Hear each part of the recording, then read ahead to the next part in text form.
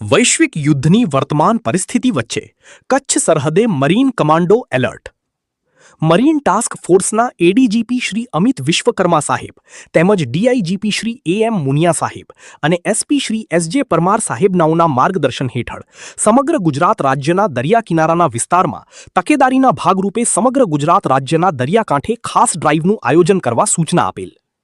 જેના અનુસંધાને marine task force Jakhau sector દ્વારા તારીખ 15/4/2026ના રોજ ડીવાયએસપી આરએમ ચૌધરીના નેતૃત્વમાં જખૌ સેક્ટરના સમગ્ર મરીન કમાન્ડો ટીમ દ્વારા પિંગલેશ્વર, નાયરો, કમંડ, કડુલી, સુથરી સુધીના દરિયાઈ તટીય વિસ્તારમાં સઘન પેટ્રોલિંગ હાથ ધરવામાં આવી હતી.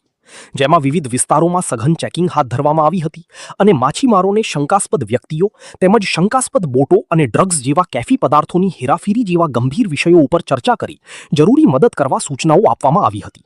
તેમજ હાલમાં ચાલી રહેલ યુદ્ધના કારણે દરિયામાં તૂટી પડેલ જહાજો, બોટો તેમજ મિસાઇલો જેવા યુદ્ધમાં વપરાયેલ સાધનો જે તૂટીને તણાઈને કિનારા સુધી આવવાની શક્યતા છે, જેના વિશે લોકો જાગૃત કરવામાં આવેલ તેમજ સતર્ક રહેવા સૂચનાઓ આપી હતી.